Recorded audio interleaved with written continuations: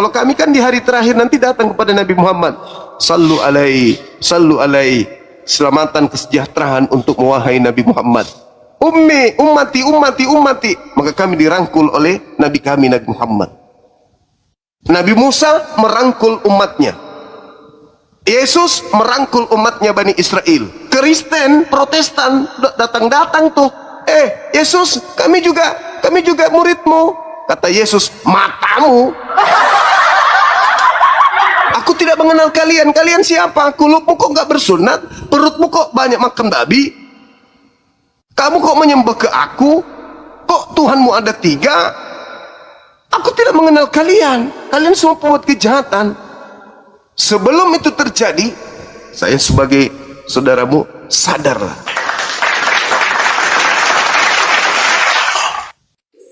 Sudah berapa banyak orang di luar negeri Inggris sekarang menuju Islam. Spanyol menuju Islam. Negara-negara barat yang tadinya Kristen sekarang menuju ke Islam. Mau sampai kapan kalian di Indonesia ini begitu terus? Padahal kitabnya sudah bahasa Indonesia, mudah dipahami, mudah dimengerti. Tapi karena kalian terlanjur doktrin dogma, Yesus Tuhan, Tuhan Yesus, Yesus Tuhan, Tuhan Yesus, Yesus. Sejak kapan Yesus itu Tuhan? Sejak kapan? Justru Yesus mengatakan, waspadalah kepada penyesat yang datang kepadamu memakai namaku. Penyesatnya datang memakai nama siapa? Yesus. Ketika dia memperkenalkan diri, apa katanya? Hai saudara Kristian, ya paman, perkenalkan akulah Yesus. Sembah aku, Tuhankan aku. Penyesatnya tuh, waspadalah kepada penyesat yang datang kepadamu memakai namaku dan berkata, akulah Kristus. Nanti anak-anakmu kau ajari tuh, anak-anakku, mari kita menyembah kepada Yesus. Nah, kamu pakai nama Yesus untuk mengajak anakmu menyembah kepada Yesus. Ada nggak Yesus mengajarkan itu agar dia disembah?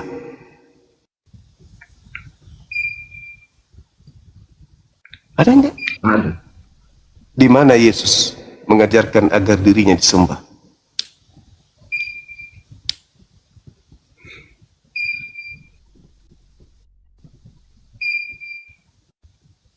Gak ada.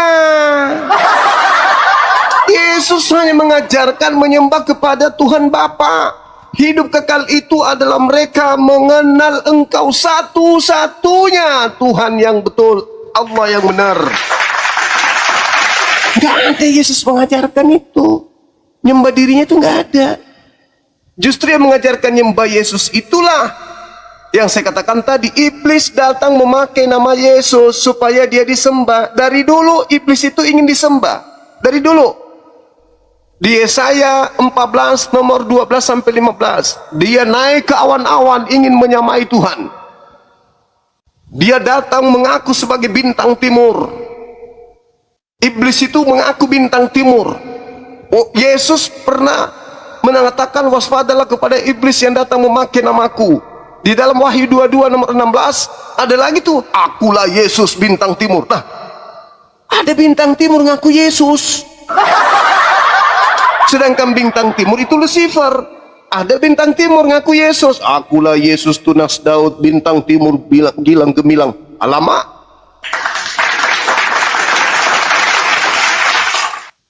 Habis itu Anda sembah. Yesus mengatakan, waspadalah kepada iblis yang datang nyamar memakai namaku. Di gereja kalian menyembah siapa? Harusnya menyembah Tuhan yang disembah Yesus, bukan nyembah Yesus. Coba lihat. Yesus itulah Tuhan. Itulah yang dimaksud penyesat. Iblis mengaku Yesus. Selesai.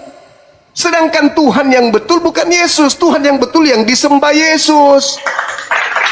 Yesus berkata di dalam Yohanes 4 nomor 22, aku dan muridku menyembah kepada Tuhan yang benar satu-satunya.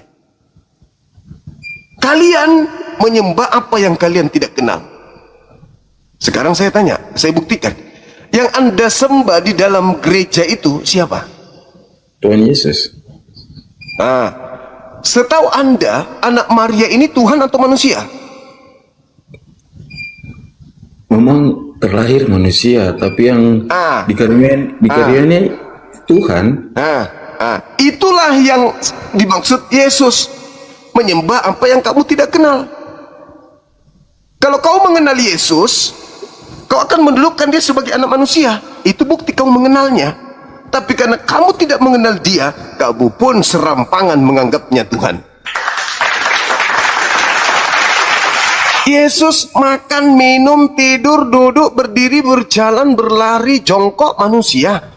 Yesus membangkitkan orang mati sebagai manusia. Yesus bermukjizat sebagai manusia. Yesus menyampaikan firman sebagai manusia. Yesus naik ke langit sebagai manusia. Duduk di sebelah kanan Tuhan yang Maha Tinggi sebagai manusia. Lalu yang datang di gereja kalian itu, kalian sembah sebagai Tuhan, itu siapa? Ya Tuhan Yesus. Yesus itu manusia. Kenapa Yesus manusia, saya tanya? Karena dia memang manusia. Ya, karena kalian lihat dengan data sendiri, kalian bilang itu manusia. Kalau bukan manusia, pasti kalian lihat apapun yang terjadi, nanti kalian pasti bilang itu bisa Swanggi atau setan, kan? Sekarang begini, coba buktikan Yesus itu bukan manusia. Nah, buktikan. Yesus itu tuh kan seperti yang kalian lihat macam bilang, Yesus itu manusia. Memang betul Yesus itu manusia. Ya, iya. Terus kenapa disembah? Dia datang ke bumi untuk berubah menjadi manusia, untuk melihatkan mujizat-mujizat yang diberikan oleh Tuhan. Kalau dia tidak datang sebagai manusia, coba. Kalau dia tidak datang sebagai manusia, apakah mujizat itu akan terjadi? Saya tanya. Sekarang begini.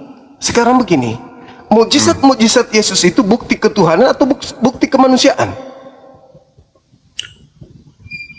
Maksudnya bukti apa dulu? Mujizat yang dilakukan Yesus itu untuk membuktikan dirinya adalah Tuhan atau dirinya utusan Tuhan? Kalau mau dibilang bukti dari Tuhan, itu utusan dari Allah. Itu utusan. Terus apa yang membuat Anda menuhankan utusan ini? Apa? Selain bisikan-bisikan alam gaib yang membisikkan dalam hati Anda untuk menyembahnya, mulut Anda sudah mengatakan itu loh. Mujizat Yesus untuk membuktikan kalau dia utusan dari Allah. Terus kenapa Anda tuhankan di hari Minggu? Ada perintah? Tak ada. Perintah dari Tuhan Allah? Ada? Enggak ada.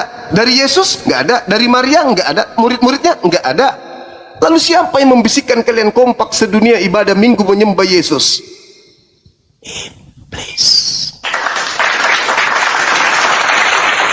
Karena kan di jalur ceritanya kan 6 hari banting tulang, hari ke-7. Hari ke-7 itu hari Sabat. Nah, kalau hari Sabat itu hari apa? Ya hari Sabtu. Bahasa Yunaninya Sabaton. Bahasa Ibraninya Sabat. Iya, itu untuk apa? Itu untuk istirahat. Dikuduskan. Jangan ada pekerjaan. Tidak boleh ada pekerjaan di hari Sabtu itu. Barang siapa melakukan pekerjaan selain daripada memuji Tuhan di hari Sabtu, Keluaran 31 nomor 14, dia harus dibunuh. Saking tegasnya Tuhan kepada Bani Israel. Kenapa? Apakah tercatatnya seperti yang dibilang begitu? Tercatat begitu.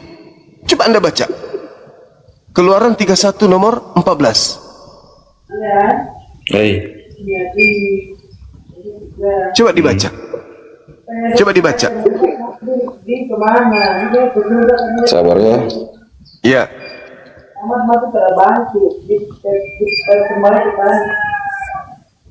Tadi bilang Keluaran berapa? 31.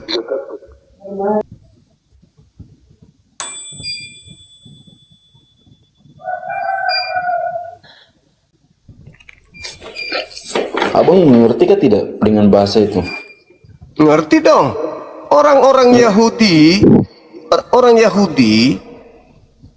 Makanya Yesus mengatakan anak manusia adalah Tuhan atas hari Sabat.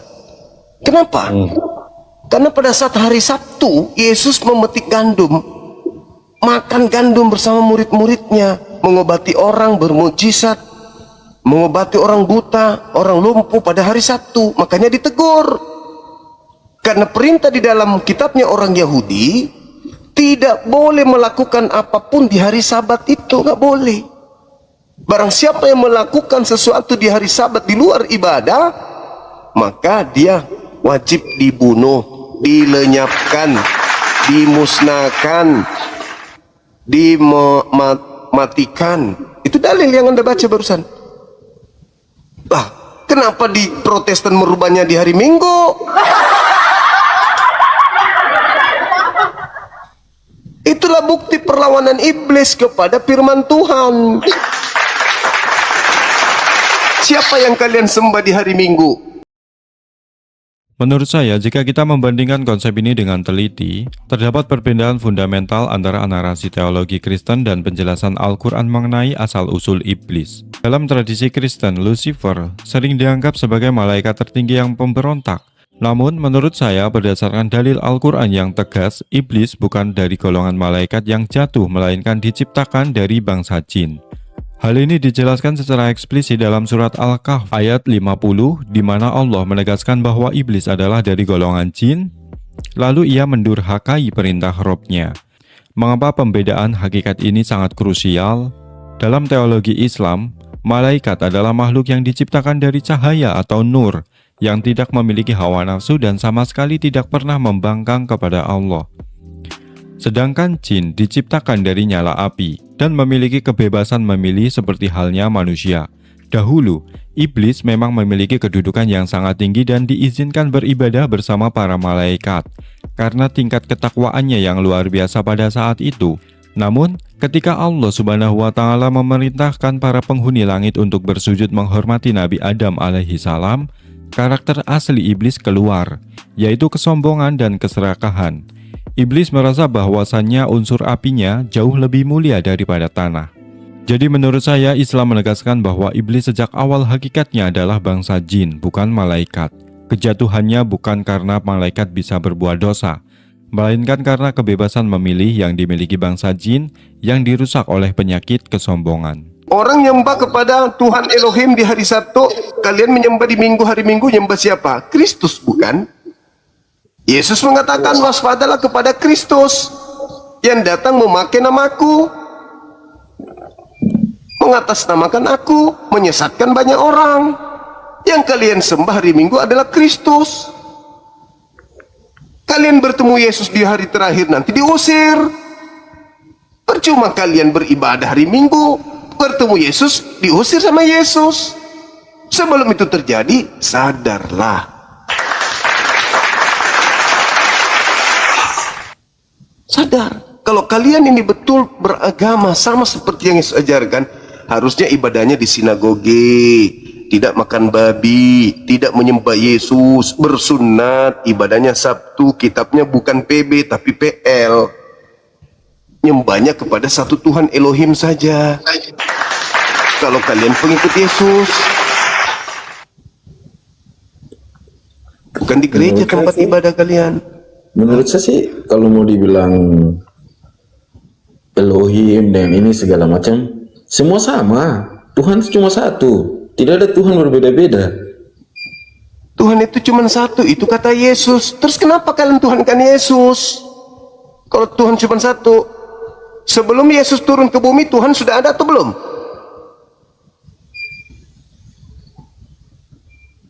Sudah ada kan? Sebelum Yesus turun ke bumi, apakah Tuhan sudah ada?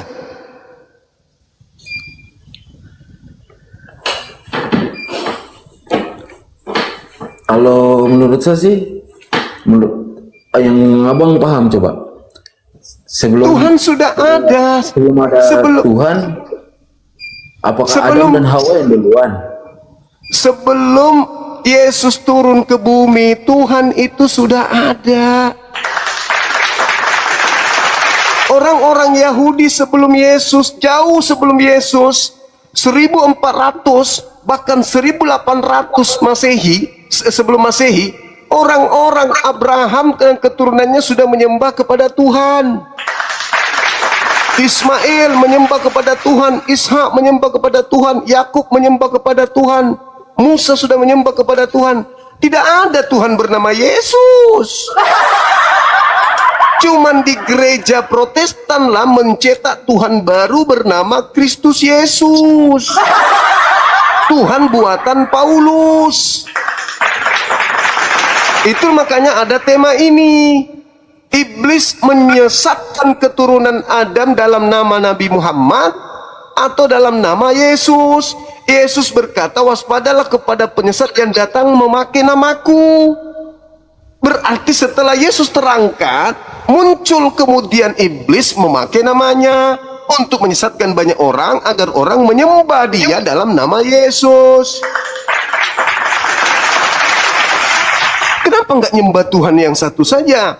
Yohanes 17 nomor 3 kata Yesus, hidup kekal itu adalah mereka mengenal engkau satu-satunya Allah. Tidak ada yang lain, kau satu-satunya. Dan mengenal Yesus yang diutus sama Allah.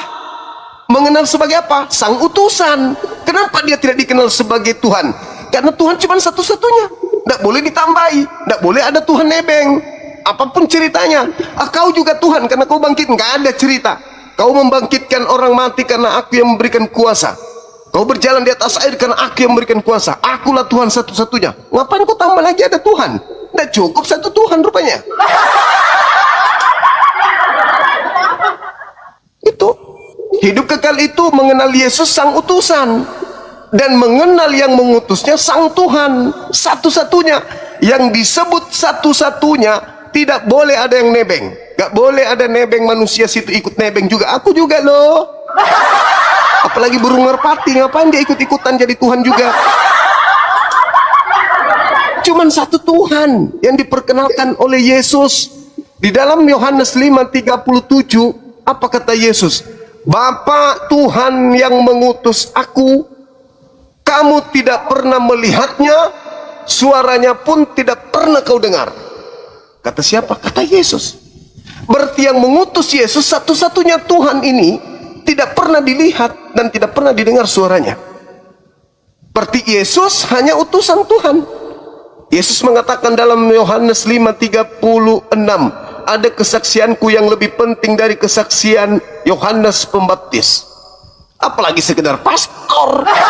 Yohanes Pembaptis kesaksiannya jauh lebih tinggi kesaksian Yesus. Apa kata Yesus? Kesaksianku lebih tinggi dari kesaksian Yohanes adalah bahwa semua mujizat yang aku lakukan, mujizat itu yang bersaksi bahwa Bapaklah yang telah mengutus aku. Berarti Yesus bersaksi kalau dia utusan Bapa, bukan Bapa itu sendiri, bukan Tuhan itu sendiri. Kesaksian Yesus dia utusan Bapa. Terus kenapa kalian menyembah utusan Bapa? Karena iblis datang memakai nama Yesus. Jangankan kepada Protestan, di dalam Matius 4 nomor 6, nomor 7 sampai nomor 12, iblis datang mengajak Yesus menyembah dirinya. Kalau Yesus yang sakti mandraguna aja ingin dicobai iblis agar Yesus menyembah iblis, apatah lagi Protestan. Dan bangsa memulai kembali yang 6 hari ke-7. Hari ke-7 itu hari Sabtu. Bang hitung hari coba. Dari hari Senin, hari ke-7 di hari apa? Hari pertama itu hari Ahad. Minggu itu hari pertama. Kalian merubahnya menjadi hari ke-7, menentang. Kenapa menentang? Yesus memang mengatakan dalam Matius 24 nomor 12, bila mana kau melihat sang pembinasa keji duduk di tempat yang kudus seperti yang dinubuatkan oleh Nabi Daniel, dia akan menentang yang maha tinggi, merubah hari-hari raya, merubah makanan-makanan yang haram. Baca di Keluaran 20 ayat 8 sampai 11. Ya, jelas di situ apa yang dikatakan. Mulai dari data nomor 3. Jangan ada ilah lain. Jangan berzina, jangan bersaksi dusta. Kuduskan hari Sabat. Terus kenapa kemudian Hanya di hari apa? hari Sabat itu hari ketujuh? Ya, hari ketujuh itu hari Minggu. Sahabat Allah. Itu menurut hitungan Katolik. Menurut hitungan Protestan. Tapi kalau menurut orang Yahudi, hari ketujuh itu jatuhnya kemudian di hari Sabat. Hari Sabat itu jelas jatuhnya di hari Sabtu. Kalau kita lihat ya, di dalam penjabaran orang-orang Yahudi, dikatakan hari Minggu itu dengan sebutan apa? Dia menyebutnya dengan hari Rison. Lalu kemudian Senin, Seni, Silisi, Rebi'i, Kamisi, Sisi, Sabat. Hari ketujuh. Sabat hari ketujuh. Kenapa Protestan menggunakan hari Minggu? Karena ikut senior. Katolik hari Minggu. Kenapa Katolik hari Minggu? Mereka menyembah kepada dewa-dewa dari nenek moyang mereka Yunani Romawi di hari Minggu. Makanya dalam bahasa Yunani, Minggu itu disebut hari Kiriaki. Kiriaki itu artinya apa? Hari pusat ibadah menyembah dewa matahari. Kiriaki. Coba Anda tanya nanti atau cari di Google. Hari Minggu bagi Romawi adalah hari Kiriaki, hari nyembah dewa matahari. Apa bahasa Yunaninya hari Sabtu? Sabaton. Orang bahasa Yunani aja, Vatikan Roma saja, hari Sabtu itu Sabaton. Minggu Kiriaki, Sabtu Sabaton. Orang Yahudi kalau hari Sabtu apa? Sabaton. Jatuhnya sebagai hari apa? Hari ketujuh, hari istirahat. Kenapa Katolik merubahnya menjadi hari Minggu? Karena nenek moyang mereka itu sudah beribadah di hari Minggu. Makanya hari Minggu itu artinya apa? Sunday. Apa artinya? Bahasa Indonesia, Sunday. Hari matahari. Jadi kalian ke gereja menyembah siapa? Dewa punya anak, yaitu sang bintang timur. Bintang timur matahari, betul? Betul. Siapa itu? Yang kalian sebut Yesus, putra dewa. Baca Yesaya 12, 15, 14, 12. Bintang timur Lucifer adalah matahari, anak matahari, anak putra dewa matahari. Itulah yang kalian sembah di hari Kiriaki, hari Minggu. Natalan 25 Desember itu kelahiran siapa? Putra dewa matahari. Ada Yesus lahir tanggal 25 Desember? Enggak ada. Ada Yahudi memperingatinya? Enggak ada. Yang memperingatinya cuma Kristen. Kenapa mereka memperingati? Karena mereka memperingati ajaran nenek moyang Roma Yunani nyembah dewa matahari. Itu fakta, itu real. Kalian aja yang tidak mendalami. Karena kenapa? Kalian sudah terlanjur jadi Protestan. Di Protestan enak, sekali seminggu datang nyanyi, habis itu tidak ada kewajiban yang lain, habis itu ditebus dosa-dosanya, habis itu mati langsung ke surga. Siapa yang gak mau jadi Protestan sih? Siapa? Kalau mau memuaskan kepuasan duniawi, semua orang mau jadi Katolik Protestan. Masuk di sana dipercikan air, dibaptis, dosa-dosa dihapus, tidak ada kewajiban, cuman ke gereja nyanyi-nyanyi, habis itu mati pakai jas, langsung melayang ke surga. Alamak, nikmat sekali di Protestan itu. Tapi apakah itu ajaran para nabi? Nah itu dulu. Panas serong. Apakah itu ajaran Yesus? Yesus mengatakan Matius 5:19, barang siapa yang meniadakan Taurat meskipun yang paling terkecil lalu mengajarkan kepada orang lain, maka dia akan menempati tempat terhina dalam kerajaan langit alias surga. Lah, menjadi Protestan tidak ada lagi diajarkan Torah. Dan tadinya jangan ada ilah lain, aku adalah ilah pencemburu, bunuhlah semua orang yang telah mengajarkan menyembah selain aku. Ulangan 13 nomor 1 sampai nomor 10. Bunuh. Yang mengajarkan kamu menyembah selain daripada aku, mau dia ibumu, bapakmu, saudaramu laki-laki, saudaramu perempuan, istrimu, anak-anakmu, kau sendiri yang harus membunuhnya kalau dia mengajarkan engkau menyembah selain daripada aku. Datang Kristen, Katolik, Protestan mengajak anak-anaknya menyembah kepada selain daripada aku. Ya kalian dibunuhlah semuanya nanti. Kata Yesus, menempati tempat terhina. Siapa yang meniadakan Torah? Nah, pengikut Paulus diajarkan apa? Galatia 5, Galatia 2. Di mana lagi diajarkan? Efesus 2. Dengan matinya Yesus, dia telah membatalkan, menghapuskan hukum Taurat beserta seluruh ketetapan yang ada di dalamnya. Alamak. Ayo. Dengan matinya Yesus di atas tiang salib, dia telah membatalkan Torah sehingga kita Protestan tidak lagi tunduk di bawah hukum Torah, tapi di bawah hukum kasih. Matamu.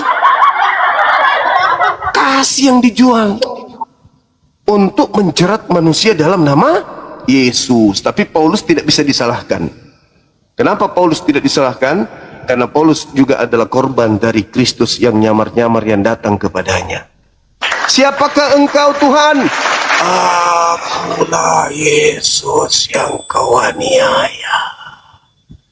Sejak kapan Yesus datang mengatakan, wahai anak-anakku, nanti aku akan datang kepada seseorang rasul bernama Saulus, dan aku datang kepadanya. Setelah aku datang padanya, dia akan bertobat merubah nama menjadi Paulus, dan dia akan menjadi rasulku, dan dia akan kuutus menjadi pendiri agama baruku di luar Bani Israel.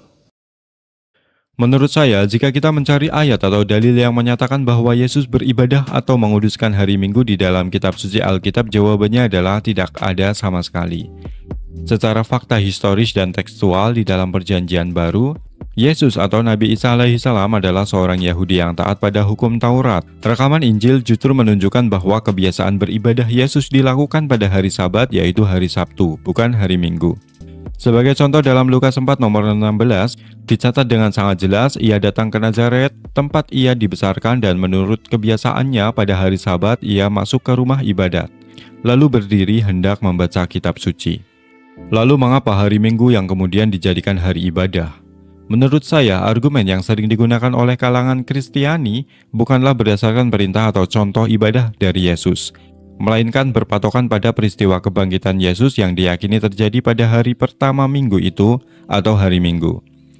Namun memperingati sebuah peristiwa sama sekali tidak otomatis menjadi perintah dogma untuk mengubah hukum pengudusan hari ibadah dari Sabtu ke Minggu. Pergeseran ini baru terjadi ratusan tahun kemudian melalui keputusan tradisi gereja dan dekrit politik Kekaisaran Romawi, khususnya oleh Kaisar Konstantinus pada tahun 321 Masehi, yang menetapkan hari Minggu sebagai hari libur dan hari ibadah resmi.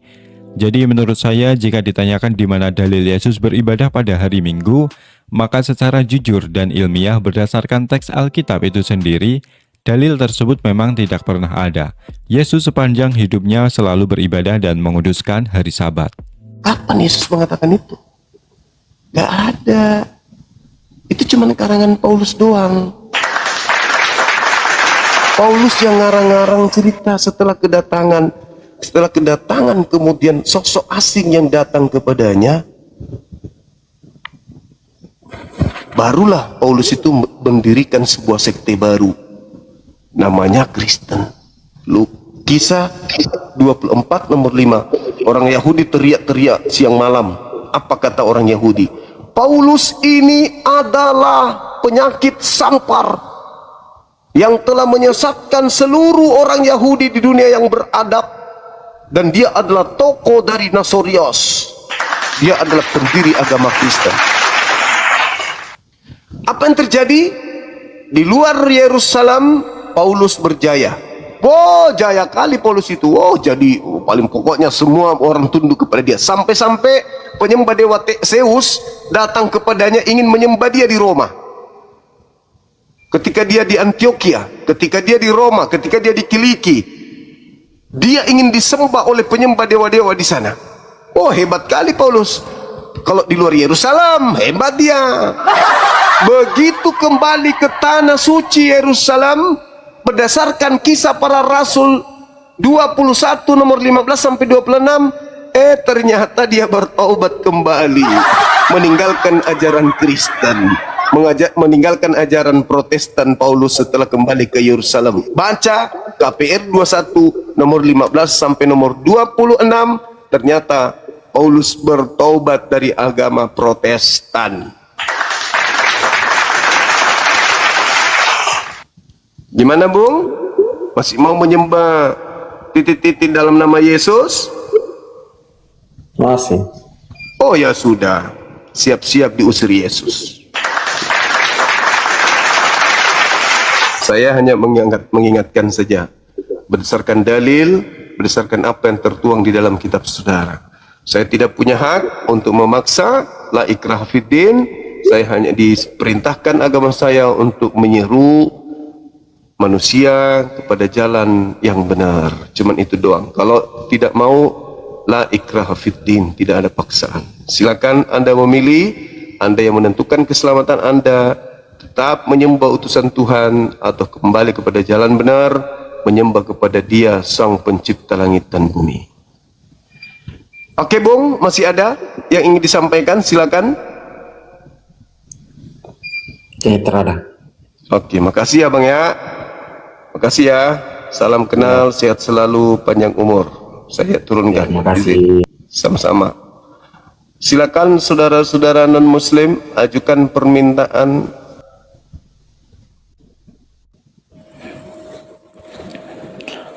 Oke, selamat malam.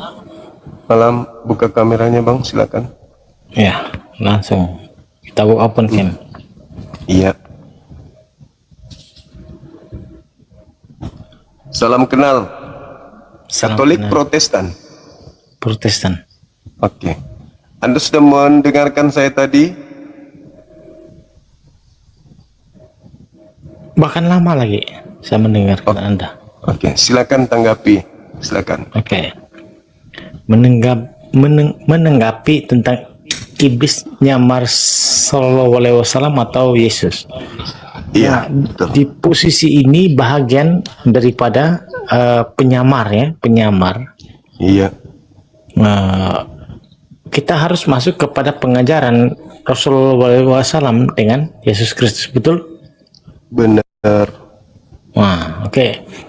Pengajaran Rasulullah SAW dengan Yesus Kristus itu kita bagi dua ya. Dua di situ, Iya. ada posisi di sini. Dua. Iya. Iya. Oke.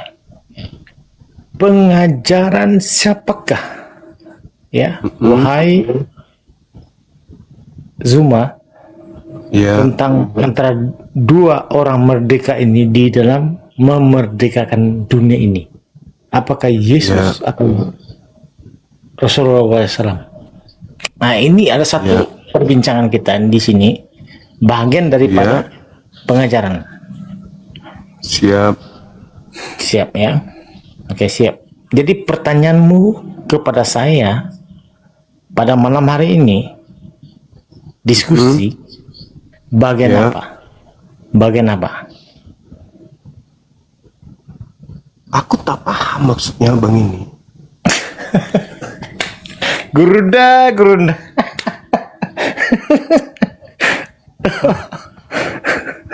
Bukan apa yang kau tanya, yang ku tanyakan apa yang kau tanyakan gitu. Oh, gitu. Iya. Saya belum bertanya apa-apa. Akan sekedar bernaras. Kau telah ini bilang saudara-saudara. Ini berat hubungan. Nah, ini baru saya mau bertanya. Ini teman saya, teman-teman, dia prank sama saya ini. Nanti besok dia buang sama saya. Kau kan teman saya. Gimana sih? Tapi Teman saya di tidak mana? menyalahkan dia, teman-temannya. Teman di mana? Kau pernah kan saya? Kau pernah kan dengan saya? Apa? Kau friend dengan saya kan? Di mana kita pernah berteman? Sungguh TikTok. Oh, oh itu. Iya. Ya, semua Mas, yang aku ada di teringat. sini teman. Iya, Ingat- tapi ingat kita lagi. diskusi itu memang brutal ya, teman-teman.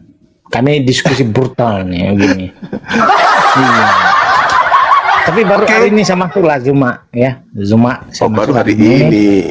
Eh, Bilang tadi teman, ternyata baru hari ini. Tapi saya Oke. tidak Hmm. menjadikan segala sesuatu teman-teman ya dari pihak Kristen ataupun Islam. Saya tidak menjadikan inilah saya, inilah wajah Oke, saya. baik Bang, kita mulai masuk ke tema ya. Yang mana ajaran setan menyembah kepada Rabbus samawati wal ard, Tuhan langit dan bumi, atau menyembah makhluk yang keluar dari vagina manusia. Silakan. Oke. Oke. Ya. Baik, saya masuk kepada rencana. Kalau bagian itu dalam pemikiran, bukan pemikiran, tapi perkataan Anda itu masuk kepada rencana bahwa pergalutan dari rencana Allah dan rencana iblis. Jadi begini, rencana iblis itu adalah kejahatan dan rencana Tuhan itu adalah kebaikan. Seperti itu. Salah. Lalu Tuhan bagaimana tanggapan? menciptakan kebaikan dan menciptakan kejahatan. Tuhan yang juga menciptakan malaikat, Tuhan juga yang menciptakan iblis. Segala sesuatu diciptakan oleh Tuhan. Sekarang permasalahannya adalah ketika Tuhan menciptakan kejahatan, ada manusia yang terjerat dengan kejahatan tersebut. Apa itu? Oh, Di antara manusia menyembah kepada sesamanya makhluk. Di antara manusia ada yang menyembah kepada manusia. Siapa yang mengajarkan menyembah kepada manusia? Tentu iblis. Nah, sekarang pertanyaannya, iblis menunggangi ajaran mana? Ajaran yang mengajarkan menyembah kepada pencipta langit dan bumi, atau ajaran yang mengajarkan menyembah kepada manusia yang keluar dari lubang vagina? Maaf, silakan. oke. Tuhan mencipta manusia itu serupa dan gambar dan rupa kita ya. Jadi setiap manusia itu diciptakan ada vagina, ada biji, semua biji kontol ya teman-teman. Astagfirullahaladzim. Itu jangan ditertawakan dulu Zuma. Ya. Ini gurunda loh berbicara. Oke, jadi begini Zuma. Tidak ada yang Kenapa kau dikatakan bahas? bahasa itu adalah tidak Kenapa kau tak sempurna. punya Tuhanmu, kenapa kau sebut? Kan tidak ada begitu yang kita berbicarakan, betul? Oke, dengar dulu. Yang bermasalah ini adalah kejahatan. Ini Zuma tidak mengerti kejahatan itu apa sih? Begitu. Kejahatan itu menyembah makhluk. Yang menyembah makhluk, oke. Coba. Makhluk apa sih yang dikatakan oleh dosa disembah itu? Coba. Nah, si Zuma ini adikku di si Zuma ini sungguh terlalu. Oke, tapi tidak apa teman-teman, ini kan saya cuma kan sebagai abang. Kita apa si Zuma? Benar enggak orang Kita kenal, dia kenal masa ini kan, tapi saya tidak insem ya teman-teman, yang gitu. saudara Tapi tadi minum apa? minum apa mereknya? Apakah sama seperti kemarin waktu kita masih sama-sama masih minum topi miring? Kenal dia. Oke. Muka Masih merah topi ya. miring. Zuma. Iya, masih topi miring atau sudah pindah ke vodka? Tikus. Topi miring seperti apa? Disebut Cap tikus. bukan cap tikus. Ada satu miripnya, itu miripnya ku kalahkan Bom Bom. Pak Bom Bom kalah. Karena aku belum pilih apa? Argentina. Aku pilih Spanyol. Iya. Salah deh. Bocor Oke, halus. gini cuma. Ya, jadi itu ya itu. Bisa ya, lanjut tapi- diskusi nggak ini atau Oke, Zuma, Gimana? kayak ini macam mana ya? Kasih putih aku macam mana ini? Kok merah terus ini? Gimana ya? Aku ini kan tahu ini orang tua kan. Nah, jangan ini kan supaya putih seperti Zuma. Ini muka macam setan sahabat ini. black? Syukran. Ya, tapi tidak apa-apa lah. Mukanya mirip banyak setan katanya. Siapa mirip setan? Tapi, bukan ini mirip mirip darah semua ini setan kan darah kan. Isap darah setan. manusia. Kalau Zuma ya putih. Kok kena ikon selalu. Aku Iya, kan iya, iya. itu kan kerja yang luar biasa Zuma. Kerja Tapi di tidak mana, apa-apa. Bang? Aku kerja di pelabuhan, lautan. Oh, Gimana? mantap. Luar Makanya biasa. aku jarang Pekerjaan yang naik. mulia. Kerja. Makanya aku jarang naik di sini di room ini. Ku dengar tapi ya sulit aku mau naik karena aku di belantara di samudera gitu kan selalu gitu. Gimana sih? Nah, Tapi kalau naik jangan cap tikus dulu baru naik. Tapi aku ada cap tikus lah, sedikit lah. Ini gitu. Iya, tapi jangan terlalu. Tapi Izuma nih teman-teman, ini pernah aku kalau diskusi kami satu grup dulu, tapi Izuma nih dia berhenti di grup ada kami grup ini. Kenapa kok keluar sana itu? Grup Gara-gara kau apa? keluar. Ya grup debat. Ini ku tanya sama Enggak. kau. Maksudku grup debat itu di mana? Ya grup debat WA. WA itu. Oh, namanya siapa di grup WA? Ya Zuma di situ. Diri lu, nama akunmu siapa? Oh ini akun ini Santolo ya nih akun ini. Enggak, Aku maksudnya tidak di pernah grup aku- di grup WA WA, kemarin nomor namanya WA, nomor namanya WA siapa? itu. Atas nama Karena siapa? Ustadz tuh banyak. Zuma Zulkifli. Itu aku, diri lu, nama akunnya di WA apa? Minum bensin lagi kau. Ah, Iya. Masa kok tidak kenal? iya namamu di grup WA siapa? Ayus. Aponyi. Yus. Siapa? Yus? Bukan Taponyo. Atau Kriung itu.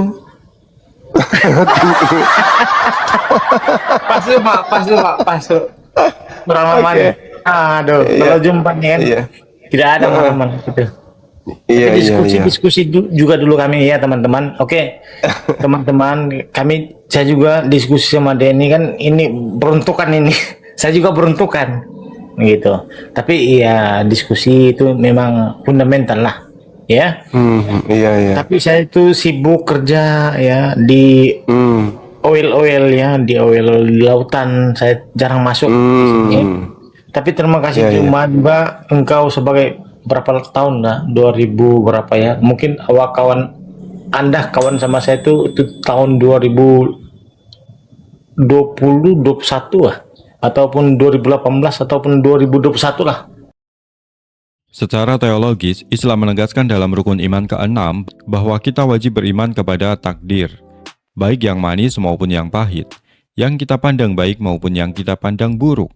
Semuanya diciptakan oleh Allah. Hal ini ditegaskan dalam Al-Quran Surat Al-Falaq. Kita memohon perlindungan kepada Allah dari kejahatan makhluk yang diciptakannya.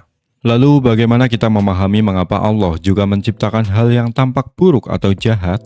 Kejahatan, penyakit, atau tipu daya iblis diciptakan bukan tanpa alasan. Hal-hal tersebut diciptakan sebagai sarana ujian bagi manusia untuk menguji siapa yang paling taat dan bersabar. Tanpa adanya kegelapan, manusia tidak akan pernah menghargai indahnya cahaya. Sesuatu yang kita anggap buruk seringkali hanyalah pandangan terbatas dari diri manusia. Di balik penderitaan atau keburukan yang terjadi, selalu ada hikmah agung dan kebaikan yang lebih besar yang dirancang oleh Allah. Keburukan itu pada hakikatnya tidak melekat pada sifat Allah, melainkan ada pada dampak ciptaannya bagi manusia. Disinilah iblis seringkali membisikkan keraguan untuk menggoyahkan tauhid manusia, seolah-olah adanya keburukan membuktikan ketidakadilan Tuhan. Padahal Allah pencipta segalanya dengan keadilan dan kebijaksanaan yang sempurna. Jadi menurut saya Allah menciptakan baik dan buruk dalam kehidupan di dunia ini sebagai bagian dari skenario ujian. Namun secara mutlak, seluruh ketetapan, hukum, dan kehendak Allah adalah kebaikan dan keadilan bagi hambanya. Itu masuk di sana kan Zuma, iya. Gitu. Sampai si korban grup WA ini. Siapa yang dirimu ingat teman kita di WS siapa aja? Oh, itu musim itu kalau saya tidak silap ya, kalau ngamuk saya itu kalau masuk di mana itu ada satu tuh yang ada satu room apa nama tuh room apa sih namanya? Kalau saya kan jelas Zulkifli Emma Bas. Nah, kalau yang lain yang saudara ingat siapa?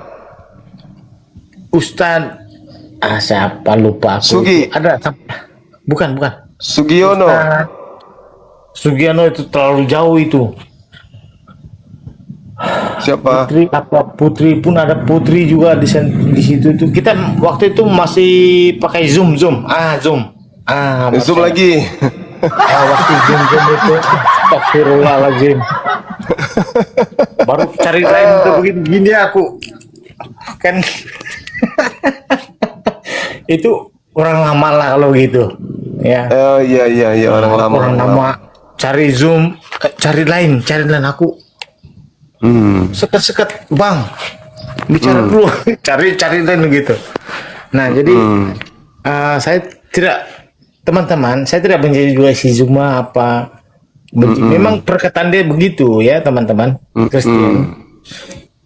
Kau teman-teman Kristen ini juga saya juga katakan kalau tidak pandai ilmu berbicara jangan asal ngomong, jangan asal berbicara, tapi kekuatanmu itu kekuatan daripada nafsu. Ya kan saya terus katakan begitu. Iya. Diskusilah yang jangan menghina sama sesama manusia begitu kan. Itu saya juga dengar apa yang si Zuma katakan ini. Zuma itu kawan saya juga begitu. Saya tidak pilih dia nih teman-temannya. Saya tidak pilih dia. Kalau diskusi kami itu luar biasa. Bang, ada yang bilang abang lagi mabuk, bang. Siapa? Coba mari kita diskusi bilang. Coba suruhkan dia naikkan di sini. Oke, coba.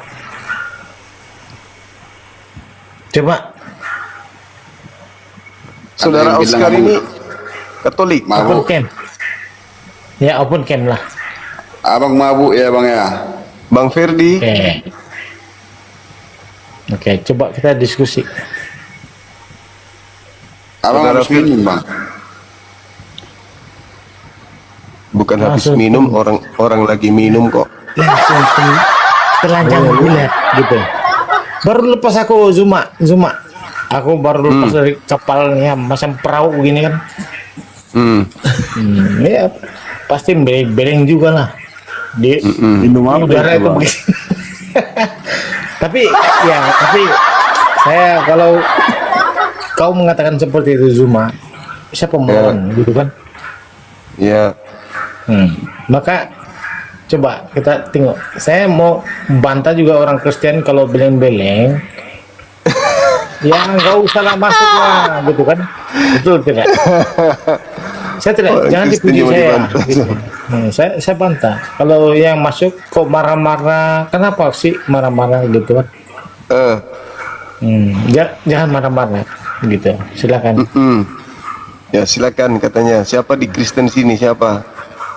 Bang Ferdi Kristen. Nah ini saya minum Saya minum ini minuman luar negeri bos. Dia minum parfum.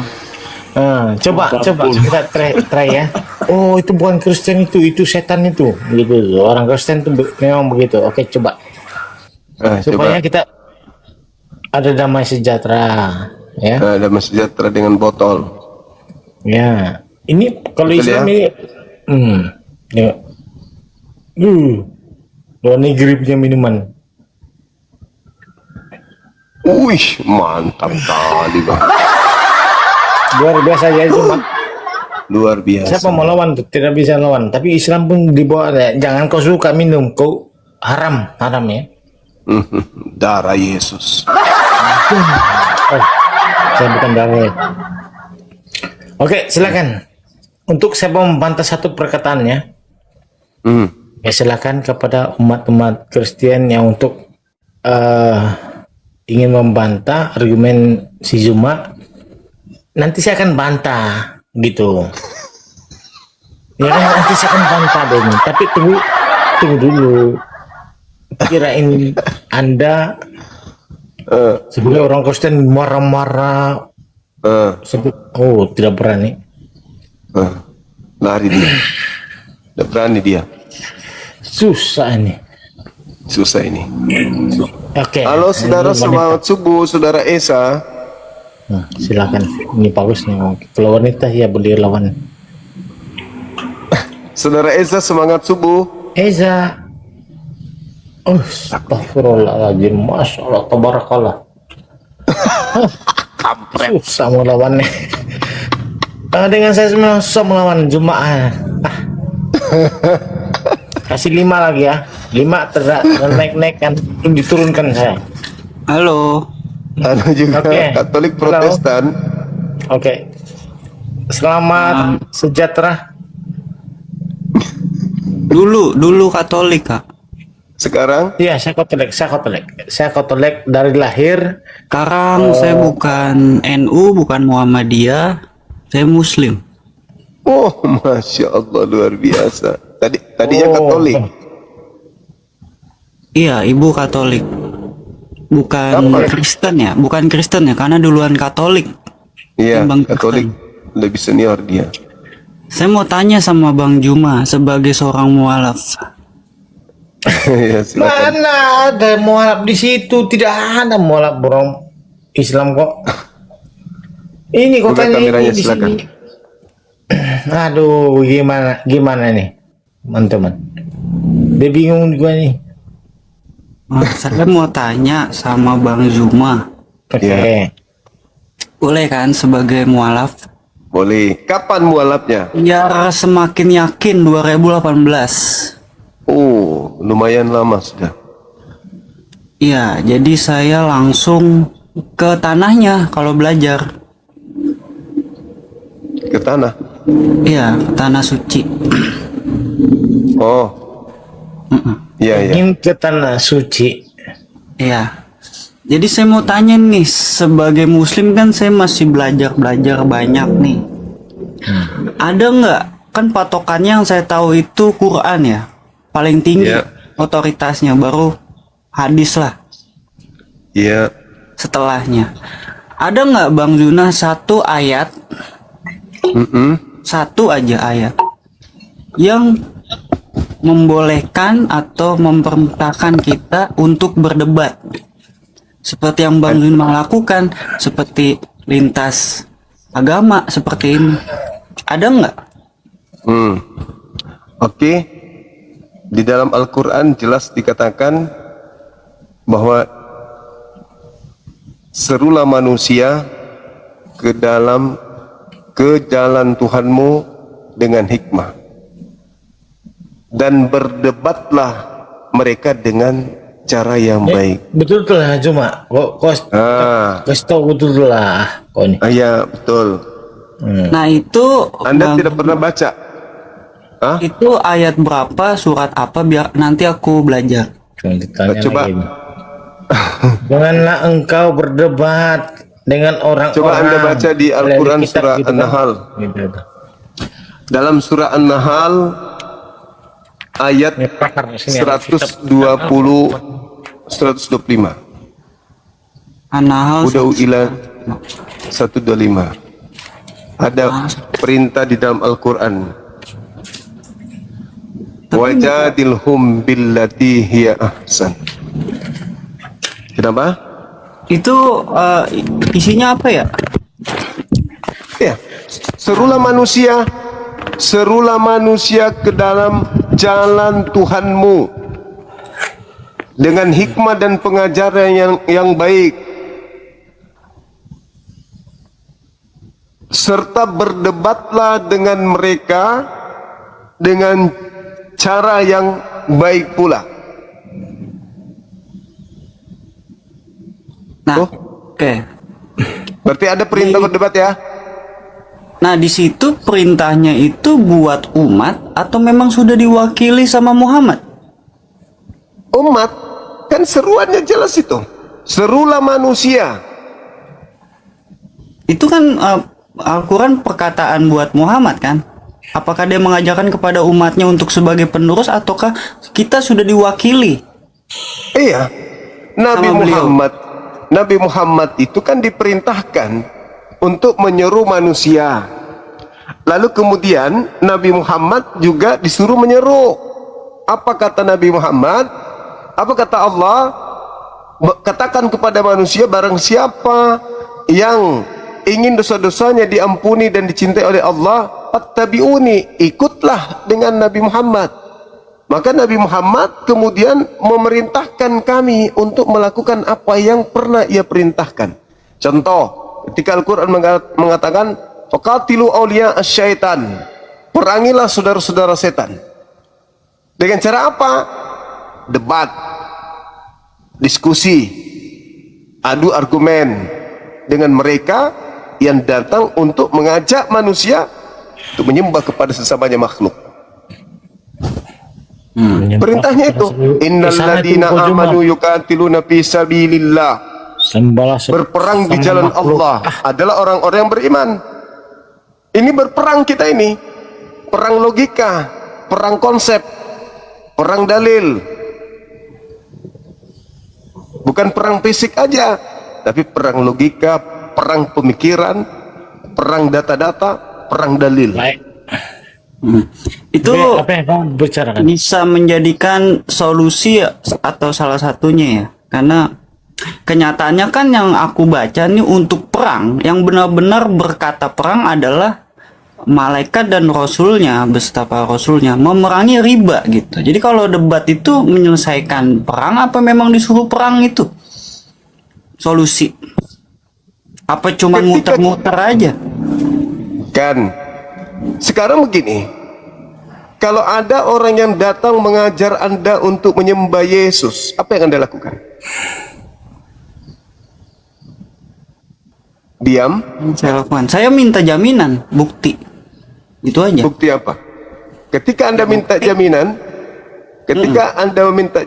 apakah itu bagian daripada dialog?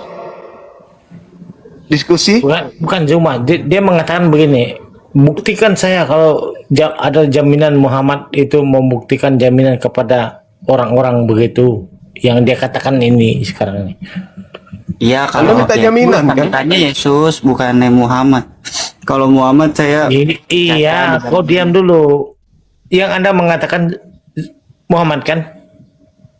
Yesus tadi Bang Juma bilang kalau ada orang ngajarin tentang Yesus. Saya minta jaminan gitu. Nah itu bagi yang Anda saya, mengatakan itu adalah diskusi siapa? Bang Juma, bukan berdebat mungkin. Itu adalah langsung Bukan berdebat. mengarah ke diskusi menurut saya. Bukannya Iya, diskusi itu nanti arahnya debat. Ketika Anda dipaksa untuk mengikuti konsepnya, ketika Anda diserang, ketika Anda difitnah, dihujat, dinista, maka kita ajak mereka kemudian berdiskusi. Diskusi yang mempertahankan pendapat, keyakinan, kepercayaan, iman, itulah jatuhnya kepada debat.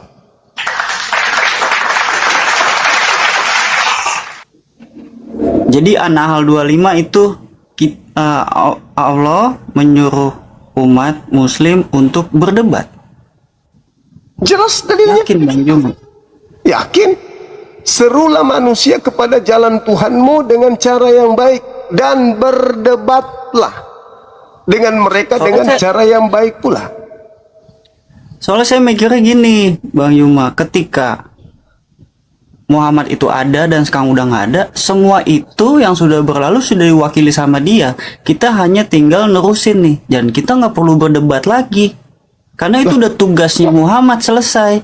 Kita capek kalau misalkan perselisihan, berdebat, itu kan malah memicu korban ya. Soalnya nyatanya orang yang nggak punya agama aja mereka damai. Mereka nggak saling perang terus membunuh orang kayak gitu. Lah ini bukan membunuh orang, ini bukan perang, ini debat. Pada saat Ya kan, ada itu- orang pada saat ada orang Ada efek. datang mengajarkan kita dengan produk gagal, masa kita harus manut mendengarkan saja, membiarkan kemudian generasi Islam itu dimurtadkan? Soalnya dulu kan saya juga punya kemampuan kayak Bang Zuma gitu kan. Malah saya diajak lagi untuk kembali oleh para pendeta karena saya baca kedua-duanya gitu. Saya bisa apa yang dipelajari seperti Bang Zuma itu. Cuman makin lama makin capek juga kan. Terus saya cari nih, emang ada nggak sih perintahnya gitu di Quran untuk berdebat?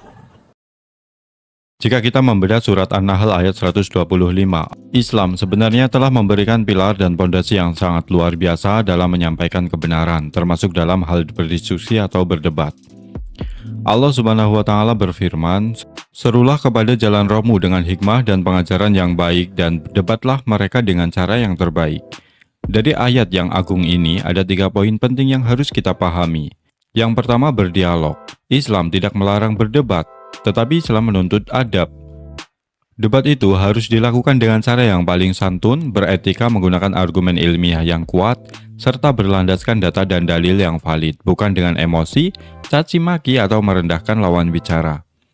Yang kedua, tujuan debat adalah menilai kebenaran. Berdialog atau berdebat interaktif terutama dalam ranah komparasi agama atau tauhid bertujuan untuk membongkar kebatilan dan meluruskan penyimpangan yang dibisikkan oleh iblis.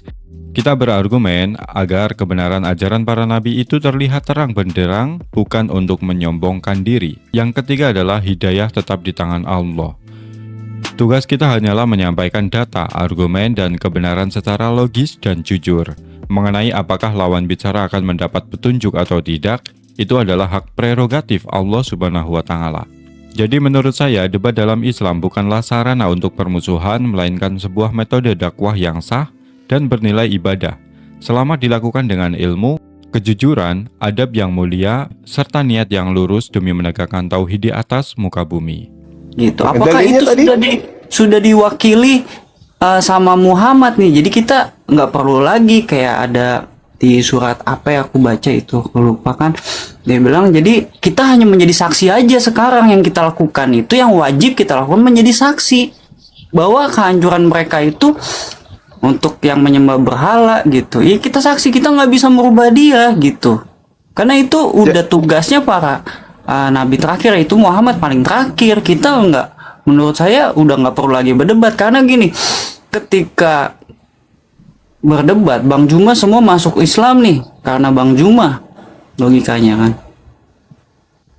Terus ya buat apa gitu Nabi Muhammad kemarin begitu kan? Terus buat apa juga kalau misalkan makin banyak surganya, makin banyak makin padat gitu, saingannya makin banyak gitu, yang sesama muslim aja kayak minum-minum gitu kan. Itu maksud saya butuh kepastian di An-Nahl 25 ada lagi nggak yang lain, dan hadis yang memperkuat kalau kita disuruh wajib berdebat, bukan diskusi, karena ujungnya Bang Juma bilang berdebat nih. Jadi poin yang saya tangkap adalah berdebat. Apakah itu menyelesaikan solusi? Sedangkan yang saya baca secara langsung di Al-Baqarah itu ya, perangilah riba beserta Rasulnya. Kita suruh perang riba, itu menghancurkan umat. Dan umat Islam sekarang yang hancur. Jadi kalau berdebat yang lain udah bicara teknologi nih, udah ngancurin riba, udah bicara ke Mars gitu kan. Kita masih berdebat di ijazah Yesus. Itu yang aku mau sampaikan kepada Bang Zuma. Tapi aku nanti akan baca di An-Nahl 25 125. 125. Iya. Oke. Itu ya. Tapi memang sudah benar-benar mualaf. Iya. Iya. Rajin sholat. Saya kalau lagi rajin-rajin, lagi nggak. Tapi saya bisa mengetahui yang penting itu hutang. Karena seperti puasa itu hukumnya wajib. Ketika saya nggak sholat 1 hari, saya tetap harus bayar utang. Karena itu hukumnya wajib. Jadi bukannya bertobat doang. Jadi Kalau bisa misal- jadi saya hitung ketika saya mualaf sampai sekarang sekitar berapa itu kan ada miss yang saya nggak tahu. Saya bisa sholat isya itu saya hitung sampai sekarang itu harus 5 kali dalam sehari. Karena wajib saya bayar hutang. Itu hukumnya wajib. Ini muslim yang lain belum tentu tahu. Kalau saya ngomong begini mereka nggak percaya. Kan hukumnya apa wajib? Kalau kamu puasa Ramadan mesti dibayar nggak? Kan wajib. Sama juga dengan sholat. Nah itu yang aku mau tahu. Kalau perang adalah di riba itu jelas. Rasul bersama para malaikatnya memerangi riba. Bukannya berdebat, benar-benar kita perang nih. Itu kan hancurin tuh riba-riba korupsi begitu. Jadi itu solusi yang kita cari. Itu Rasul menurutku mengajarkan seperti itu kekerasannya. Tapi kalau misalkan kayak berdebat nggak ada solusinya, itu udah tugasnya Nabi udah selesai kemarin. Menurut aku begitu. Kalau memerangi riba belum selesai. Belum selesai. Buktinya di tempat aku banyak lagi nih keluar pegadaian. Dalilnya di mana? Di mana Ada itu dalilnya? di tentang riba? Al-Baqarah tentang riba. Ya, Terus di ayat yang berapa? mengharamkan riba, menghalalkan jual beli. Terus di bawahnya lagi yang beserta Rasul ini memerangi riba. Saya nggak tahu ini ayatnya, ayat pastinya, tapi saya baca artinya. Karena banyak Muslim yang tahu sholatnya Arabnya, tapi dia nggak tahu artinya. Begitu. Ya. Jadi kalau selama ini Anda rajin sholat dan kemudian ada yang Anda tidak lakukan lalu Anda ganti, niat sholatnya apa? Maksudnya yang Niatnya sholat, misalnya sholat isya, niatnya gimana? soli fardo isya arba'ah rokaati berarti adaan imaman mamuman lillahi ta'ala. Itu kalau misalkan isya saya niat sholat isya 4 rakaat. Berarti Tapi kalau udah pernah misalkan juga saya dong. kalau saya mau tebus itu kodok. Ya, berarti sudah pernah juga ikut sholat mayat gitu kalau ada orang yang meninggal. Ya dulu sempat saya ngapalin gitu sholat mayat kan, dia tanpa ruku apa segala macam. Tapi aku udah lupa Orang lagi. tua ikut Islam juga. Enggak, mereka makanya waktu dikubur juga bingung nanya saya kan, ini mau dikubur apa dibakar gitu. Kayak gitu. Nah itu saya perlu ketegasan di situ, karena kalau cuman kayak berdebat kayak mungkin udah selesai. Kalau tulisan perang itu riba. Jadi aku sesuai dengan dalil apa yang aku lakukan, makanya aku berhenti dari saya berdebat. Nggak menyelesaikan masalah, mereka udah otaknya nggak nyampe. Ya biarin aja mereka di neraka, mereka cocok di situ. Ngapain ke surga makin banyak saingan kita ribet gitu. Kayak di Jakarta orang penuh jadinya. Setuju nggak kalian? Setuju nggak? Kalian berdebat, kalian siapa? Makanya aku lebih suka diskusi ketimbang berdebat. Kalau misalkan berdebat, saya lebih setuju sama Bang Juma tuh mengadakan kayak si Ustadz Zakir Naik. Ketika dia minta permintaan dari kecil. Saya ke gereja memang. Saya ke gereja beberapa gereja cuman ya aneh gitu. Banyak orang kesurupan di dalamnya gitu. Saya ke gereja, saya ke vihara, saya ke semua 5 lintas itu saya mencari. Sampai saya mencari ketemu di tanah suci. Saya semua mencari gitu. Yang masuk akal memang yang muslim gitu kan. Karena kalau Yesus itu saya mah lebih kejam dari Bang Juma kalau ngatain mereka lebih kejam. Karena keluar dari kemaluan yang busuk gitu kan seperti manusia, terus dia rasis gitu. Kamu bilang anak Allah gitu. Karena saya sipit nih. Yesus ganteng. Dia nggak gendut, dia nggak hitam. Saya lebih kejam gitu. Iya. Tapi Iya, Anda ke tanah suci itu sudah syahadat duluan atau gimana? udah sadat. Nah cuman kan saya ngomong tuh ke ustadz saya yang bawa kan, ini gimana ya, saya takut gitu kan dipenggal waktu itu kan. Saya baru mau nanya, saya udah tahu katanya gitu. Lah apaan nih, saya baru mau nanya gitu kan. Ya kamu kalau misalkan tatoan sekubur di sana ada semuka gitu nggak bakal dipenggal, saya duluan dipenggal katanya. Ayo cepat ikut gitu. Ya udah aku ikut tuh sampai muasabah apa ditunjukin miniatur Ka'bah, saya sambil ngantuk-ngantuk nggak ngerti gitu kan. Terus saya ke sana. Terus saya bilang kan sama Pak Ustadz, tapi Pak Ustadz masalahnya tato saya ini bukan sembarang tato, saya bilang. Iya. Tato saya ini adalah tulisan, kalau di Alkitab tulisannya bertubuhmu bagi bait suci. Jadi saya tulis, saya kan begini ya logikanya waktu belajar muslim, katanya malaikat baik itu di sebelah kanan nyatetnya kan. Waktu kita Pak Atit itu aku lupa. Nah di sini makanya saya tulis kalimat syahadat. Jadi tato bukan sembarang tato. Ini ayat Al-Quran ada di tubuh saya, makanya saya bingung. Pas saya mau sebelum muslim itu saya masuk muslim dulunya makan babi gitu kan. Saya stop. Saya boleh nggak nih ke sana? Cuman nih jadi sepanjang jalan saya umroh tuh mereka pada baca syahadat di punggung saya ini nih, orang-orang luar negeri tuh. Kan ini kebuka kan, sebelah kiri kebuka di sini tuh. Ini syahadat. Saking saya maunya selalu dibaca sama malaikat bahwa saya adalah umat muslim sejati. Saya bukan NUI, saya bukan Muhammadiyah. Saya muslim gitu. Saya belajar juga. Saya nggak berani ngomong Muhammadiyah apa, masa Muhammad lagi Ka'bah mau perang kan, mana yang dari Muhammadiyah dipanggilin, mana yang dari ini dipanggilin, nggak ada dulu, nggak ada golongan, makanya itu 73 golongan dia bilang kayak gitu. Makanya saya ingin kepastian Bang Juma, ketika Bang Juma ingin diskusi, tulislah diskusi. Ketika Bang Juma ingin berdebat, minta persyaratan antara lu yang masuk atau gue yang masuk. Bukan Dan gitu. minta Di Islam itu bukan gitu maksudnya berdebat itu. Kan ada amanat agung. Beritakanlah Bible kepada seluruh makhluk. Jadikanlah seluruh manusia menjadi Kristen. Kan ada dalilnya, Matius 28 nomor 19. Nah, masalahnya saudara-saudara kita Kristen ini ingin menjadikan seluruh manusia jadi Kristen dengan cara-cara yang tidak benar. Andaikan saja mereka datang dengan cara benar menggunakan pakaiannya sendiri, tidak masalah. Masalahnya mereka menggunakan trik seperti serigala nyamar domba. Jadi di Indonesia dia menyamar jadi Islam. Di tengah-tengah orang Yahudi dia nyamar Yahudi. Di tengah-tengah orang Hindu nyamar Hindu. Di tengah-tengah orang Buddha nyamar Buddha. Di tengah-tengah kami umat Islam, mereka nyamar Islam. Nah itulah makanya saya khususnya mendirikan yayasan untuk kemudian mengajak mereka berdiskusi, berdebat tentang misi yang mereka gaungkan untuk mengkristenkan Indonesia. Begitu. Mereka menggunakan cara-cara yang tidak baik, tidak benar.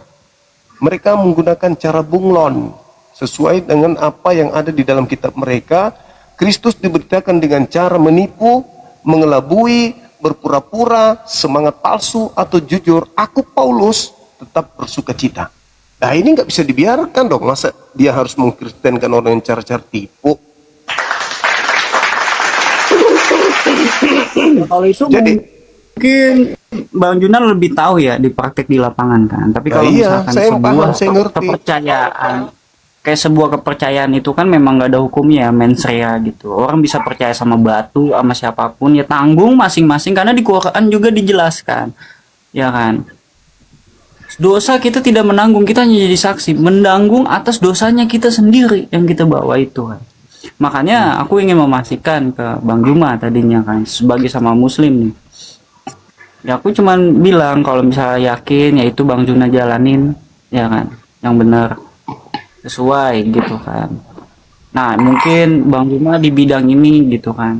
Nah kalau saya memang saya ya udah saya nggak ikut-ikut tengah-tengah, tapi ketika ada orang melakukan tipuan yang tadi Bang Juma bilang, saya akan bertahan diri sampai itu nyawa. Walaupun kan mereka tipuan itu yang saya lihat kan kayak teman-teman saya juga, mereka dikasih emas, mereka dikasih kerjaan, mereka dikasih solusi, mereka ketika sakit nggak punya uang, muslim bisa sana banyak yang kere, kamu masuk saya, kamu mau kerja apa, mau punya rumah, punya apa, itu dia kan bukan tipuan, tapi dia nyata untuk mereka masuk. Itu salah satu cara mereka.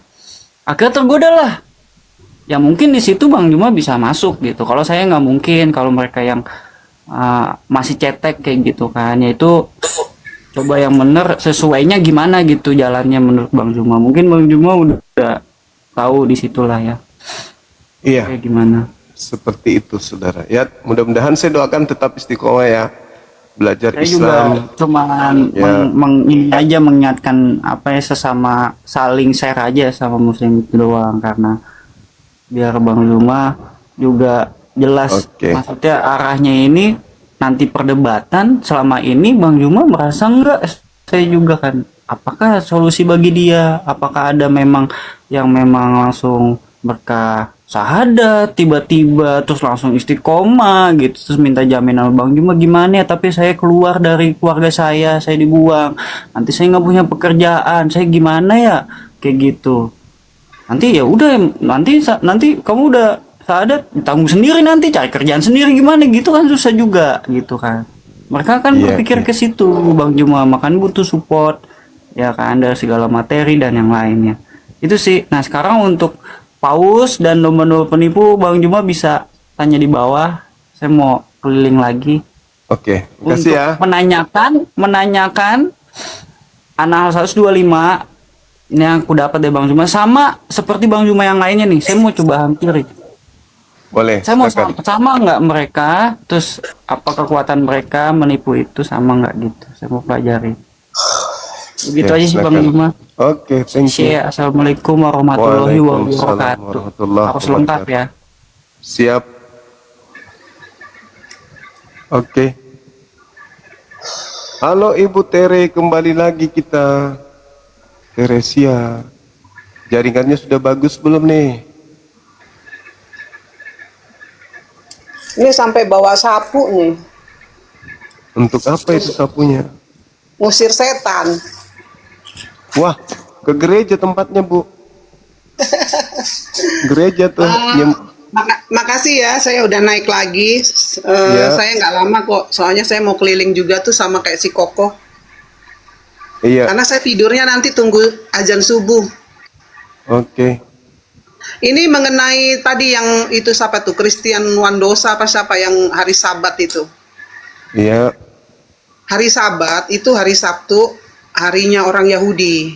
Hari memperingati Sabat, hari peristirahatan dari segala penciptaan. Kalau orang Protestan, orang Kristen, itu hari Minggu. Sama, orang Katolik juga hari Minggu. Itu ayatnya ada. Ayatnya di Markus 16 ayat 9. Setelah Yesus bangkit pagi-pagi pada hari pertama minggu itu, Jika kita membedah prinsip keadilan Tuhan dalam Islam, salah satu pilar teologi yang paling mendasar dan rasional adalah keadilan individual. Setiap jiwa bertanggung jawab penuh atas perbuatannya sendiri dan tidak ada konsep dosa waris. Prinsip ini ditegaskan secara berulang-ulang di dalam Al-Quran, salah satunya dalam surat An-Najm ayat 38. Bahwasanya seorang yang berdosa tidak akan memikul dosa orang lain, dan juga dalam surat Al-An'am ayat 164.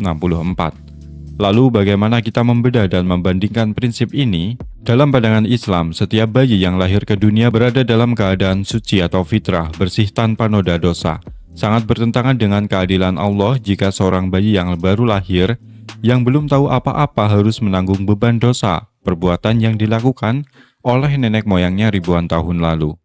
Menebus dosa orang lain atau membebankan dosa seseorang kepada pihak yang tidak bersalah adalah bentuk ketidakadilan. Allah yang Maha Adil tidak akan pernah menghukum seseorang atas kesalahan yang tidak pernah ia perbuat. Konsep dosa waris dan kebutuhan akan kurban penebusan justru dimanfaatkan oleh iblis untuk merusak gambaran tentang Allah yang Maha Pengampun. Seolah-olah Allah tidak bisa mengampuni manusia secara langsung tanpa harus ada kurban. Jika manusia berbuat dosa, Islam mengajarkan bahwa jalan keluarnya sangat sederhana dan mulia. Bertaubat secara langsung kepada Allah Subhanahu wa Ta'ala. Allah Maha Pengampun lagi Maha Penyayang, tanpa membutuhkan perantara atau pengorbanan pihak lain. Jadi menurut saya tidak ada dosa waris dalam Islam, menunjukkan betapa indahnya keadilan dan rahmat Allah. Setiap manusia lahir dalam keadaan suci, memiliki lembaran baru dan memegang kendali atas pertanggungjawaban dirinya sendiri di hadapan Sang Pencipta. Ia mula-mula menampakkan dirinya kepada Maria Magdalena. Itu tertulis di Markus 16 ayat 9. Di Yohanes 20 ayat 19 sampai 26, ketika hari sudah malam pada hari pertama minggu itu, 8 hari kemudian murid-murid Yesus berada kembali dalam rumah. Murid-murid berkumpul di hari Minggu karena Yesus bangkit di hari itu. Itu Yohanes 20 ayat 19 sampai 26. Di kisah para rasul 20 ayat 7, pada hari pertama minggu itu ketika kami berkumpul untuk memecah-mecahkan roti, Paulus berbicara dengan mereka. Ini contoh jemaat mula-mula ibadah plus perjamuan kudus di hari Minggu. Itu banyak banget ya, di Korintus juga ada. Jadi udah fix ya hari Minggu ya ibadahnya orang Kristen, Protestan, Katolik. Kalau cuman Advent yang hari Sabtu, karena Advent itu ngikutin peraturan Yahudi juga ya, hari Sabat. Cuman itu aja Bang Zuma. Saya Oke. cuma meng-clearkan itu aja. Iya, silakan. Berarti hari ibadahnya Yesus dengan Anda beda. Yesus ibadahnya Sabtu, Anda ibadahnya Minggu. Silakan. Yesus itu orang Yahudi.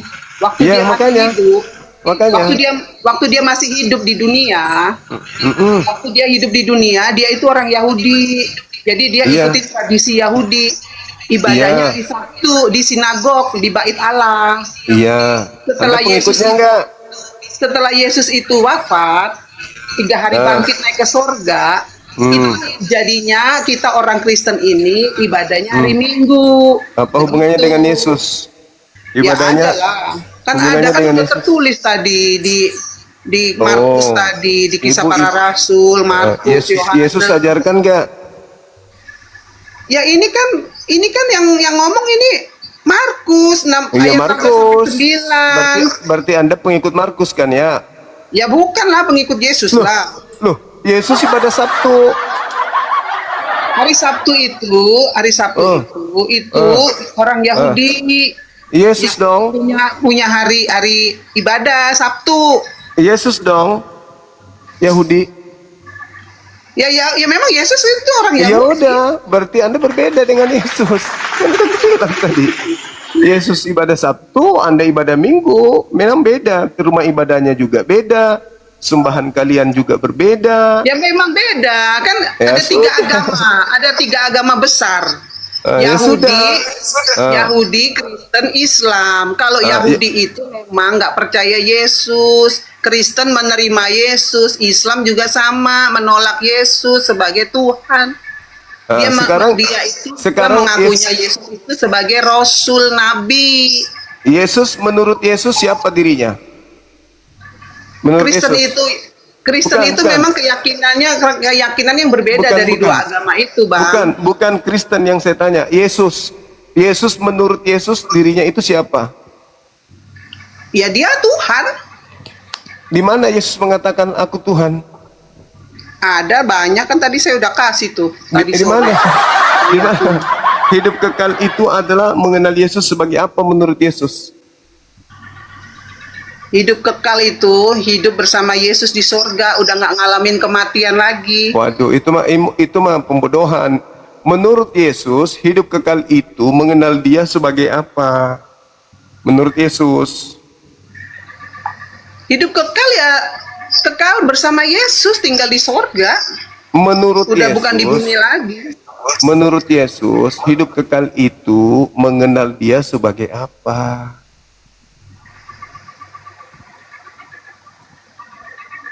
Kalau kita yang merujuk ke Alkitab aja ya, saya kalau berasumsi Menurut nggak bisa. Yesus, ya jangan asumsi. Menurut Yesus, kurang apa lagi? Menurut Yesus.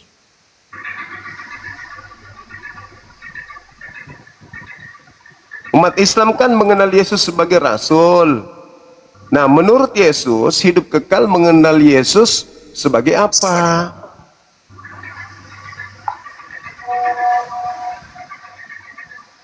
Menurut Yesus hidup yang kekal itu hidup selama-lamanya bersama Yesus di Hidup, sorga. hidup kekal menurut Yesus diperoleh dengan cara mengenal Dia sebagai apa? Hidup kekal itu hidup selama-lamanya bersama Yesus, mengenal Allah yang memang sejati di dalam Yesus. Mengenal Yesus Nih, sebagai ini apa aja, Bang. menurut Buka Yesus? Buka aja di Yohanes 17 ayat 3. Nah, mengenal Yesus sebagai apa di situ? Supaya memperoleh hidup kekal. Kita kenal Yesus sebagai Nah, ini doa Yesus ya, doa Yesus kepada Bapa. Ini Yohanes 17 ayat 3. Inilah hidup yang kekal itu, yaitu bahwa mereka mengenal Engkau satu-satunya Allah yang benar dan mengenal terus? Yesus Kristus yang telah Engkau utus. Yesus Itu dikenal hidup kekal di sebagai dalam Yesus. ya, menurut Yesus dia dikenal sebagai yang diutus atau yang mengutus. Jadi gini loh, kalau Protestan itu punya Tritunggal ya, keyakinan Tritunggal, yaitu Allah Bapa, Allah Putra, Allah Roh Kudus. Yesus Allah tidak Bapa pernah mengajarkan itu. Allah Bapa itu Allah pencipta langit bumi. Yesus tidak pernah mengenalkan Kalau Allah itu. Putra itu Yesus, yaitu firman dari Allah itu sendiri. Roh Kudus Hidup itu Roh kekal Allah itu itu. sendiri. Hidup kekal itu Yesus tidak pernah mengatakan hidup kekal itu adalah engkau mengenal Bapa, engkau mengenal Anak, engkau mengenal dan mereka adalah satu. Yesus tidak pernah mengatakan itu. Yesus mengatakan hidup kekal itu ya seperti di Islam, hidup kekal itu mengenal Tuhan yang mengutus Yesus satu-satunya Tuhan dan Yesus sendiri utusan Tuhan. Itu baru top. Tapi kalau ada orang yang Sorry, hidup yang kekal secara Islam itu gimana? Di mana dalilnya? Hidup yang kekal secara Islam. hidup kekal secara Islam itu bisa dibaca di dalam Al-Quran surah Al-Mu'minun ayat 1 sampai ayat 11. Bisa dibaca di dalam Al-Quran surah Fussilat ayat 30. Bisa dibaca kemudian di data Al-Furqan dan At-Taghabun. Banyak. Hidup kekal itu mengenal Isa alaihi salam sebagai utusan Tuhan. Mengenal Nabi Muhammad sebagai utusan Tuhan. Itu hidup kekal. Jelas itu. Nah, sedangkan Yesus Berarti kita sama ya. Berarti kita sama ya di situ. Di situ kita sepakat dong. ya, yaitu dalam Ibu. Islam hidup yang kekal. Ada di al-hayat, al-abadiyah, di akhirat, yaitu hidup setelah mati di sorga, atau neraka, tidak ada kematian lagi. Nah, ini yang saya pertanyakan, atau neraka tuh, masih ada disebut neraka tuh. Kalau di al-hayat, al-abadiyah, di akhirat, yaitu hidup setelah mati di sorga atau neraka. Nah, ini ada nerakanya nih. Ya, Yesus juga mengusir orang-orang Kristen ke neraka. Itu Matius beda 7. konteks, itu beda konteksnya. Wah, Itu beda giliran konteks. giliran ibu beda konteks. Data lo itu, Nih. siapapun yang memanggil Yesus Tuhan, bernubuat memakai nama Yesus, mengusir setan pakai nama Yesus, ya tempatnya neraka. Dan itu ibu, bukan saya. Ibu yang memanggil Yesus Tuhan kan, Ya. bernubuat pakai nama Yesus kan, bukan aku. Berarti ibu yang ke neraka, bukan saya. Itu fakta, itu real. Dan hidup kekal menurut Yesus itu mengenal dia sebagai utusan. Ibu mengenalnya sebagai Tuhan. Ya neraka dong. Ibu nggak memperoleh hidup kekal. Karena ibu mengenal Yesus bukan sebagai utusan.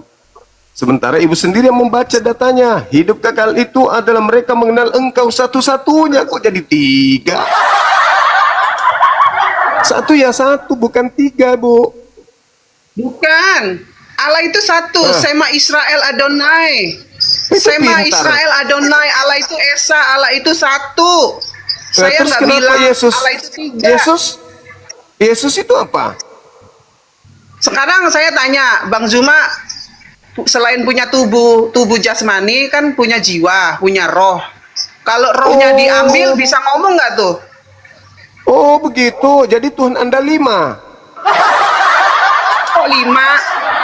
Manusia Yesus. itu punya manusia itu satu, punya tubuh, Ya, punya Yesus, jiwa, Yesus. punya roh. Yesus sudah 3 tuh. Yesus tubuhnya Yesus, rohnya Yesus, jiwanya Yesus ada 3. Ditambah Bapa yang di surga, ditambah lagi Roh Kudus yang merpati. Berarti ada 5 Tuhan Ibu. Banyak kali.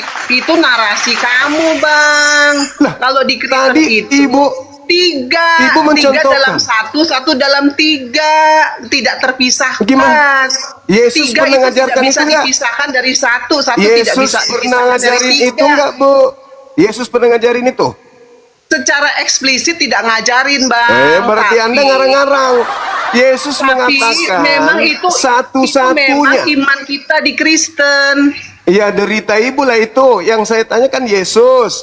Yesus mengatakan hidup kekal mengenal Tuhan satu-satunya kan? Satu-satunya atau tiga-tiganya? Tuhan itu satu, Sema Israel, Adonai. Satu. Ya, Yesus masuk nggak di situ?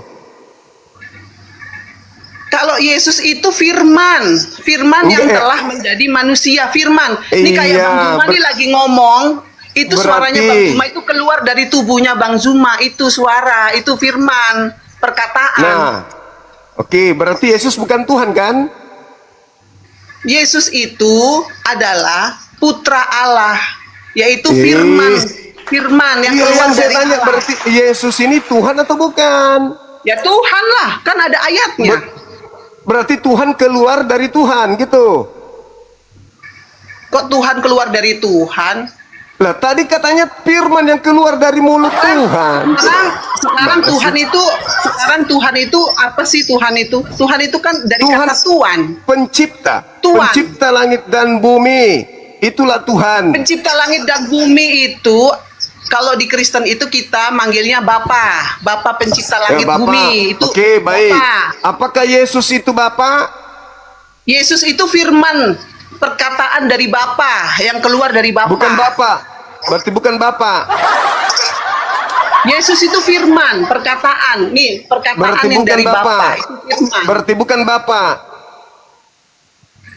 Yesus itu Tuhan, tapi dia itu Enggak usah kayak tadi bawa saya Tuhan. bilang, Sekarang Bapak. manusia itu terdiri dari tubuh, Apakah jiwa, dan Yesus roh. itu Bapak? Apakah Yesus itu Bapak? Kita tuh bilangnya kalau beda ya, kita keyakinan, saya Protestan, saya bukan Oneness ya. Jadi kalau di Protestan Ya, itu Yesus ada Allah apakah Bapa, Bapak? Allah Tinggal Putra, dijawab. Allah Roh Kudus. Apalagi nih Allah? Allah ini apalagi? Kok niru-niru Islam lagi nih? Tadi Bapak, sekarang Allah, nanti Tuhan lagi tuh. Berubah-berubah Kalau- ini. Kalau Banyak kali niru konsep. Islam enggak lah. Kan Dipungut-pungut kitabnya kan masing-masing. semua Islam itu istilah-istilah Al-Quran, agama. Kristen itu Alkitab. Alkitab itu nama lain daripada Al-Quran. Nah inilah Kristen. Kerjanya hanya plagiat terus. Ya kalau kita jawabnya Yesus itu Bapa, berarti kita ini imannya bukan iman Protestan lagi. Jadi menurut Nah, Alkitab itu Yesus berarti- itu bukan Bapa, Yesus adalah anak. Tapi Yesus Nah. dan Bapa satu dalam keilahiannya. Begitu. Satu dalam ilahi. Ilahi itu apa? Allah. Apalagi nih, waduh, ilahi bahasa Quran, Allah bahasa Quran. Kenapa nggak pakai bahasa Kristen aja, Bu? Kenapa? Nggak laku ke Kan kita agama ini Anda orang kalau nggak pakai Indonesia. Allah itu Sekarang bukan begini, bahasa Indonesia, Ibu. sekarang- Ilah juga sekarang bukan kamu bahasa buka aja Indonesia. Itulah agama Sekarang Anda. kamu buka harusnya rumus bahasa Anda Indonesia. sadar. Kamu buka rumus Indonesia. Allah itu apa sih? Allah itu Kan kita kan nama orang Tuhan. Indonesia, manggilnya Allah Allah. adalah Kalau nama orang Tuhan Yahudi dalam manggilnya, bahasa Arab. Allah orang Yahudi Tuhan itu dalam manggilnya bahasa Elohim. Arab. Yahudi lagi diambil. Aduh, rakus sekali agama apa sih ini? Nggak punya jati Nggak diri apa-apa lah. gitu. Kok kayak setan nyamar-nyamar. Yahudi nyamar Yahudi, Islam nyamar Islam. Apa nggak bisa berdiri sendiri Kristen ini? Kristen itu memang akarnya itu Ah. dari Yahudi, karena Yesus Oke. sendiri orang Yahudi. Oke, ada akarnya dari Islam nggak? Nggak ada. Nah, terus kenapa pakai ajaran Islam? Ya salahin aja pemerintah yang bikin rumus bahasa Indonesia. Nah, berarti Anda sudah ngaku kalau itu salah. Sekarang Ya yang waktunya salah itu Anda ya yang bikin kamus bahasa Indonesia. Dewa, Allah itu artinya dewa, artinya pangkat. Iya. Kayak kita tuh punya presiden. Iya, Presiden. mulai ngaco. Tuhan Anda itu Theos. Theos itu Indonesianya dewa. Kalau Allah itu adalah nama Tuhan. Theos nama itu bahasanya Tuhan. apa? Theos itu bahasa Yunani. Yunani, Tuhan Anda, sembahan Anda. Kitab Anda dari sono.